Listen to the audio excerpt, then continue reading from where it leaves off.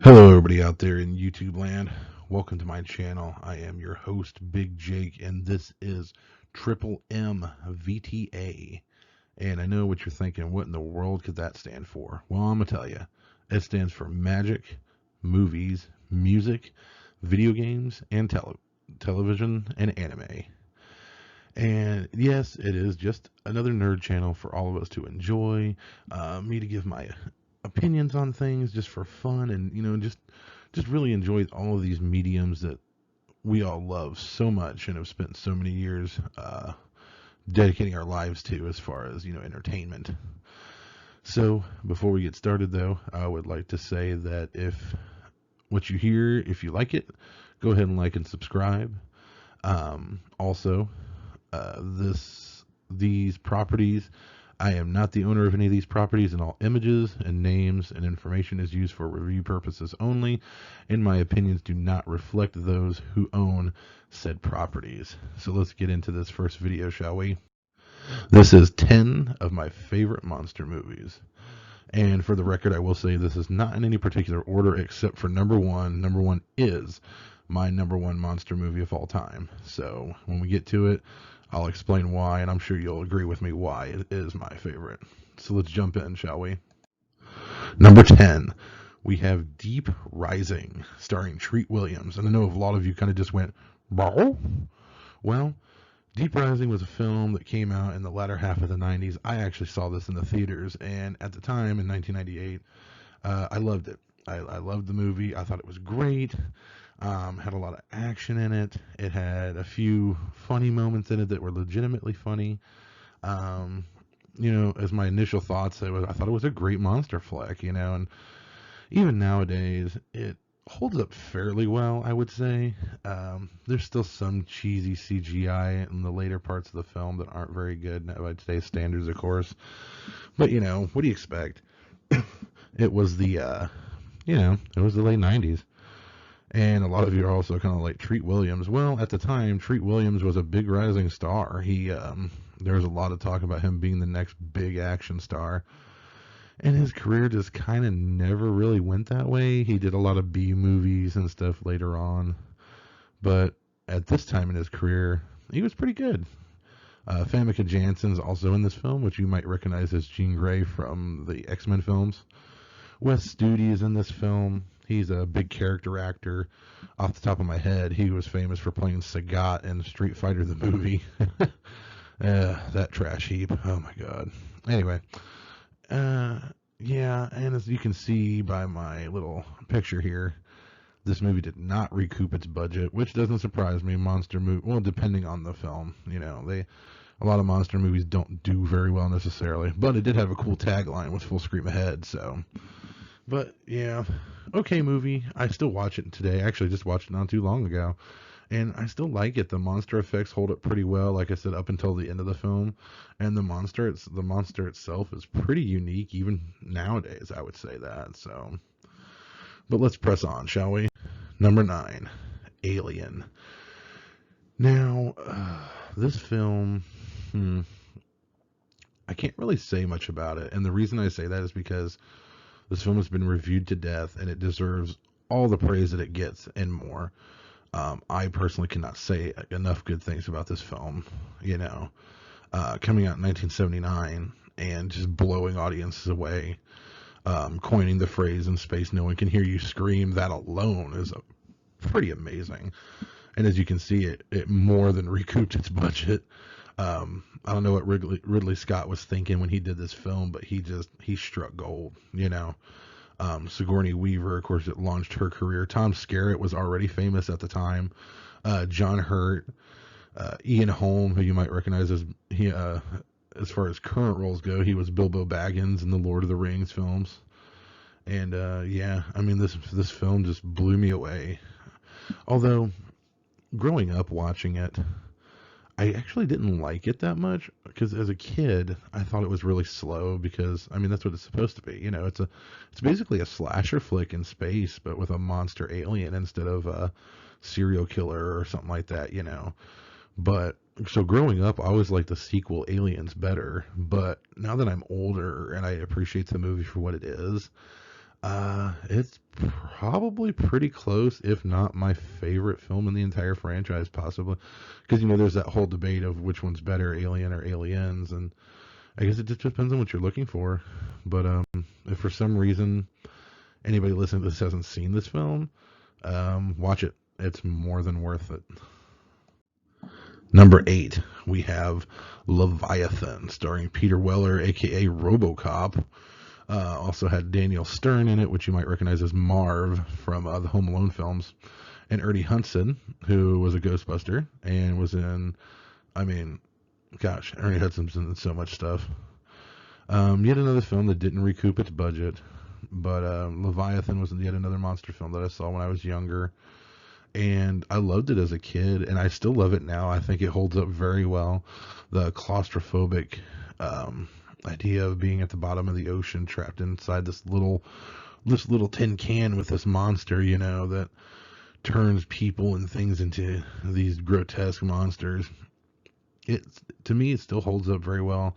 Still a very good film, in my opinion. And check it out if you haven't seen it. Number 7, The Terror Within. Now, this is getting more towards like a guilty pleasure idea, because this is produced by Roger Corman. And for all you that don't know, Roger Corman is super notorious for making films on a budget. And this is no different. Although there were talks of the main character, Andrew Stevens, possibly being a huge action star at the time, it never happened. I couldn't even find a budget for this film. It only made $858,000. But as far as watching it nowadays, it's just a good cheesy monster flick. The creature does look pretty cool, but it's a pretty cheesy outfit. Like, you look at it and you're just kind of like, oh, okay, yeah, that's a cheesy monster flick from the 80s. Yep, and that's exactly what it is.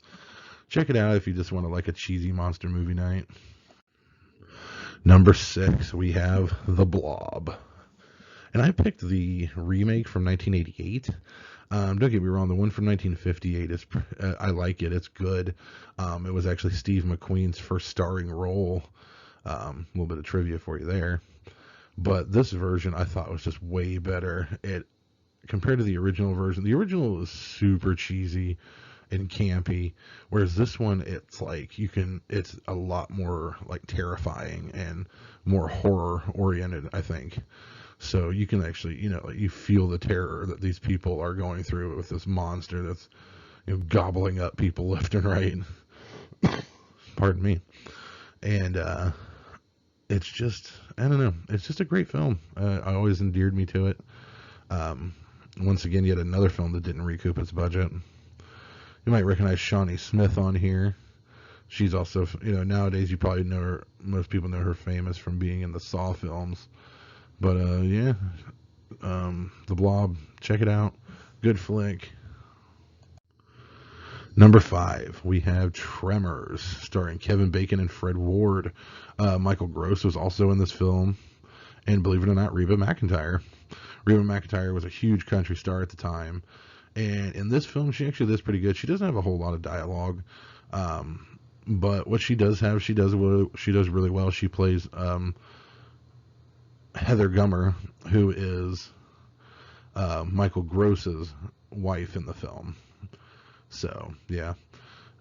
This film, I grew up watching this film. And when I was a real little kid in the 90s, I would literally beg my parents to let me watch it like over and over and over again. So I honestly, this is just one of those films that endeared itself to me over the years, and I still love it nowadays. The film holds up very well. The comedy is done very well. The creatures are awesome. Of course, if you look at the rest of the franchise, yeah, not quite up to par with the first one.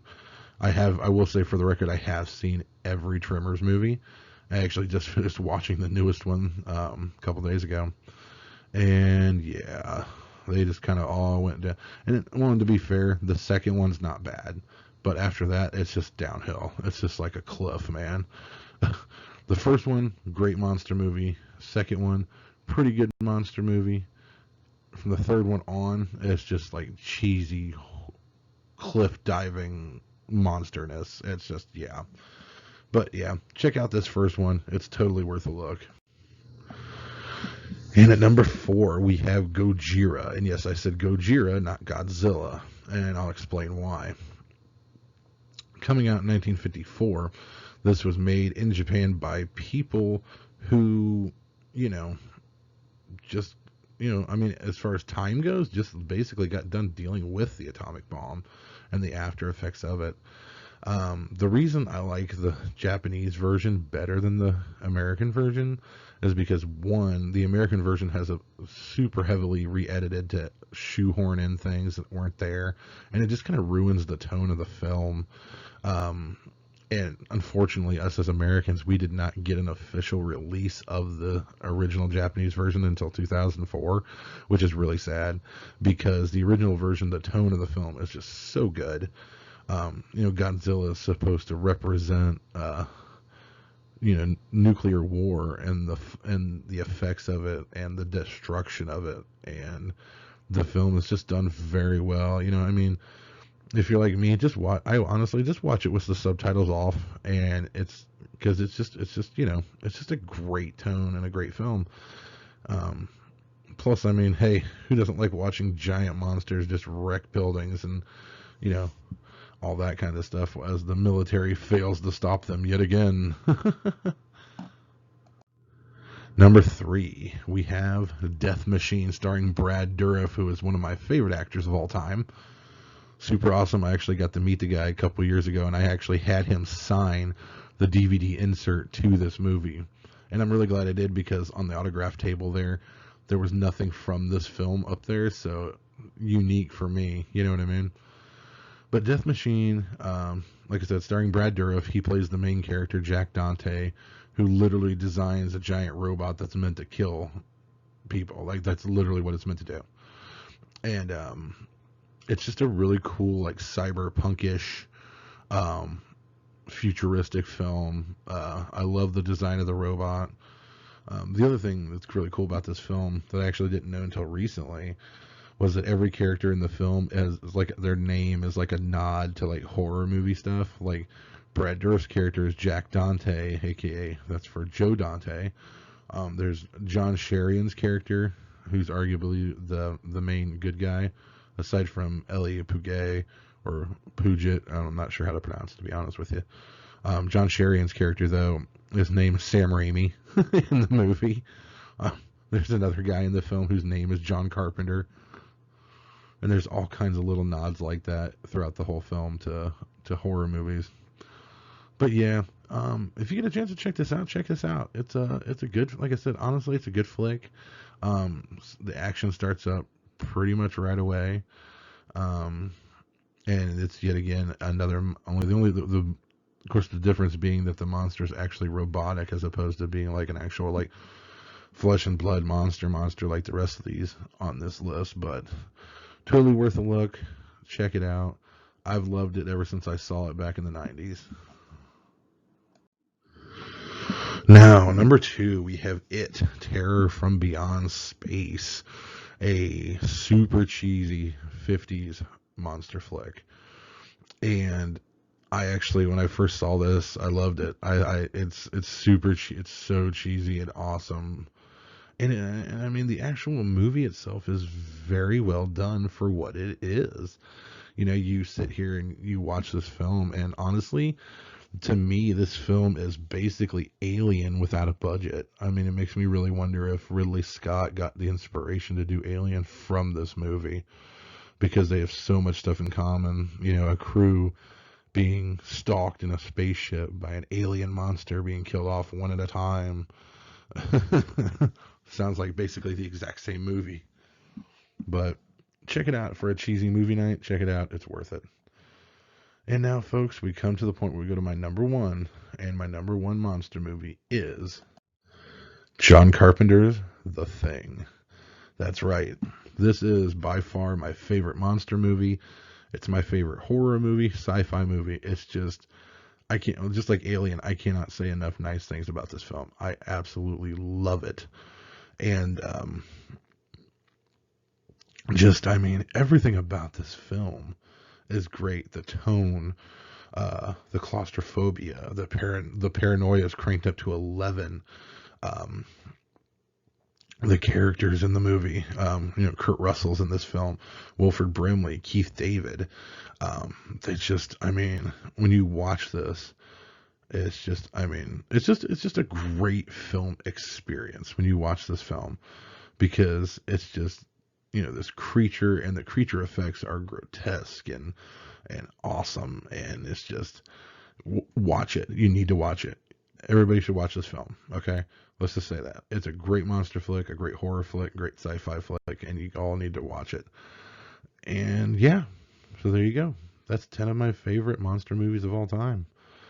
So now we come to a close here, and well, that's it, folks. Thanks for watching 10 of my favorite monster movies of all time. I hope you enjoyed it. Hope you learned a little bit about each film, and I hope it gets you guys to go out there and watch some of these, because movies, even if they're not great, don't deserve to be forgotten. You know what I mean? So, but next time on the channel, I'm going to do 10 of my favorite instants and sorceries from Magic the Gathering. So if you want to hit that like and subscribe button for more content, I would appreciate it. And until then, guys, same nerd time, same nerd channel. Have a good day.